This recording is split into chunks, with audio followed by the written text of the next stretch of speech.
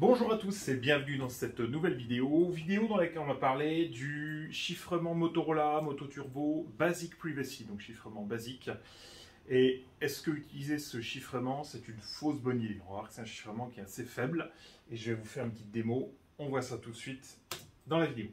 Déjà, quelques petits rappels sur le Basic Privacy. Le Basic Privacy, c'est un algorithme propriétaire Motorola, un espèce de LFSR, un genre de truc comme ça.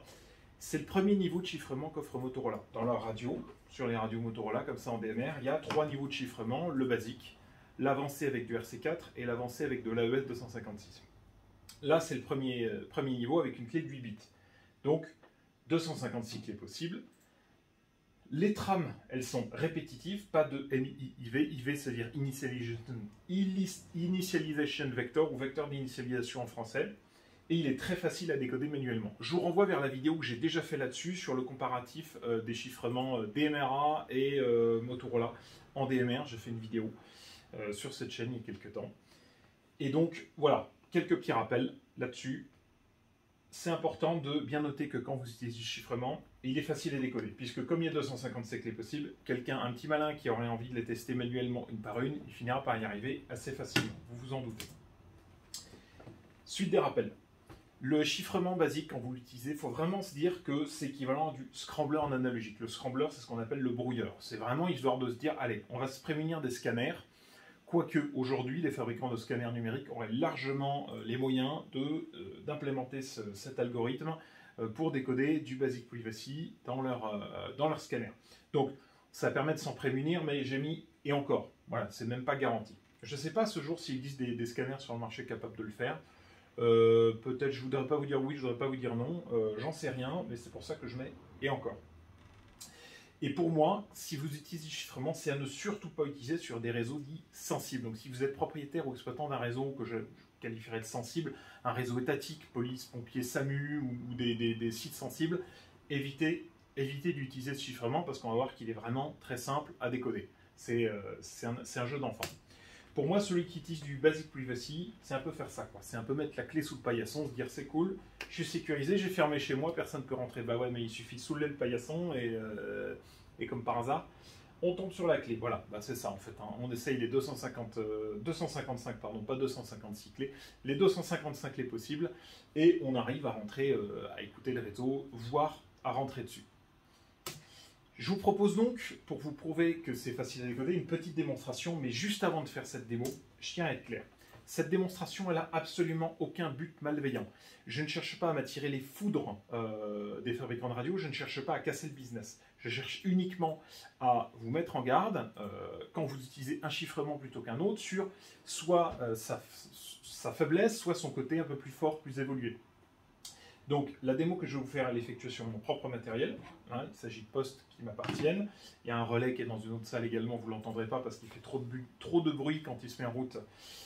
Donc, c'est également mon propre matériel. Et c'est le fruit de plusieurs années d'expérience, de recherches diverses et variées sur ces sujets-là, sur les réseaux PMR, sur le chiffrement général. La démo, là, elle est à but pédagogique et informatique uniquement. Elle n'est pas du tout, c'est pas du tout un hack. Donc je vous propose une petite démo, c'est parti. Alors, je vais quitter le PowerPoint. Hop. Ce que j'ai fait, donc là j'ai un SDR Sharp qui est lancé. Bon, c'est pas grave, on va lancer. Tac, j'arrive pas à quitter. Voilà, donc j'ai lancé SDR Sharp. Ici, je vais zoomer d'ailleurs pour que vous puissiez voir. Hop, il est en arrière-plan. 300%, je vais même mettre 350%. Vous voyez, donc déjà, premièrement, prenons un cas typique, vous parlez en clair. Donc là, il y a DSD+, et derrière, il y a Sigwin avec mon DSD qui est lancé, enfin, il n'est pas lancé là pour le moment. Quand on parle sur un réseau, on peut l'entendre. Donc là, je vais mettre mes haut-parleurs. Test 1, 2, 3, 4, 5. Voilà, donc là on entend bien sur DSD, on entend bien ce que je dis. Voilà. Là par exemple, je suis sur le timeslot 1, je suis en clair. Si jamais je passe en chiffré, Par exemple, là, je vais me mettre sur une... hop, je vais utiliser une clé BP. Donc là, j'ai programmé 2 postes, une avec la clé BP 10 et une avec la clé BP 20. DSD+, quand il décode du chiffré, il stay. Donc là, normalement, on devrait voir juste quelque chose qui va apparaître ici. 1, 2, 3, 4, 5.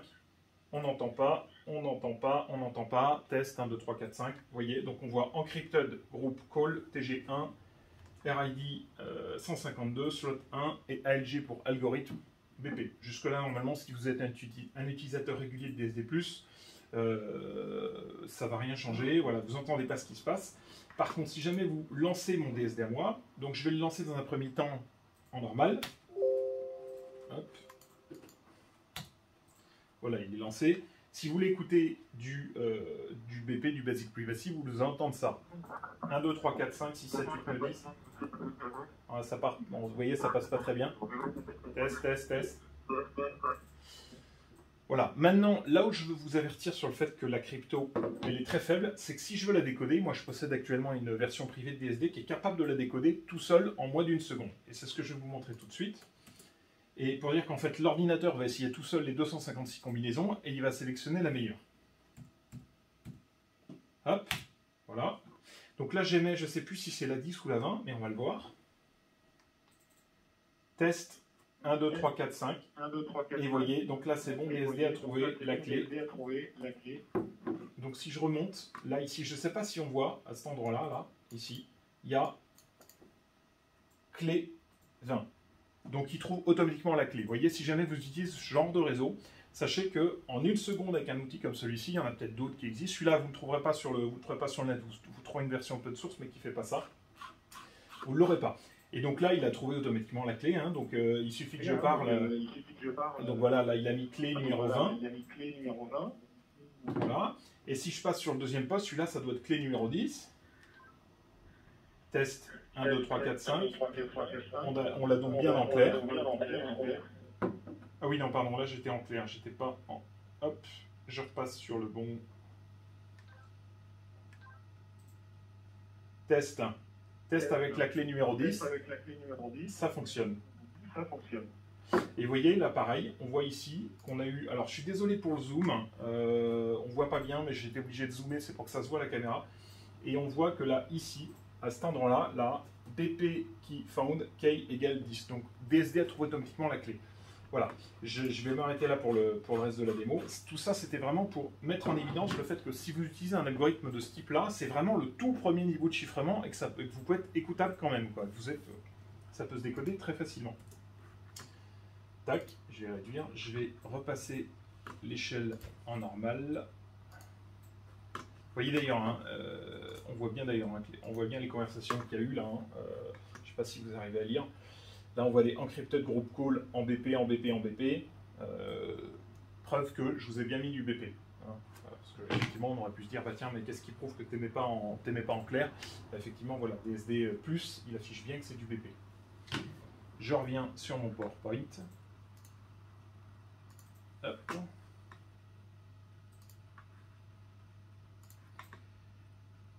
Hop, alors on était sur la démo. Voilà, conclusion, qu'est-ce qu'on peut tirer de ce petit essai, de cette petite démo? Vous pouvez, est-ce que utiliser du chiffrement basique, c'est judicieux? Oui, mais, moi je le dis, à vos risques et périls. Tout dépend du niveau de criticité de votre réseau. Si vous voulez simplement vous prémunir des écoutes malveillantes, ça peut être très bien. Si vous effectuez des actions, voilà, vous êtes un réseau étatique, vous représentez des secours d'urgence, vous contribuez à des interventions un peu sensibles, surtout pas. Surtout pas. Et ça, Motorola le sait très bien. Donc, encore une fois, je ne suis pas là pour casser le business de Motorola. Motorola sait très bien qu'en mettant en place un chiffrement basique, simple, sur 8 bits, donc 255 les possibles, ça peut être décodé très facilement. Voilà. Maintenant, c'est proposé à la vente. Si vous souhaitez l'utiliser, utilisez-le à bon escient. Utilisez-le voilà, à vos risques et périls. Petit mot de la fin, j'en ai fini à présent avec cette vidéo. Je vous remercie à tous de l'avoir suivi. Et pour ceux qui ne me connaissent pas, je m'appelle Louis-Éric Hervé. Dans la vie, je suis ingénieur indépendant en électronique. J'ai monté ma société qui s'appelle Ingénisup. D'ailleurs, vous trouverez le site web si certains veulent en savoir plus.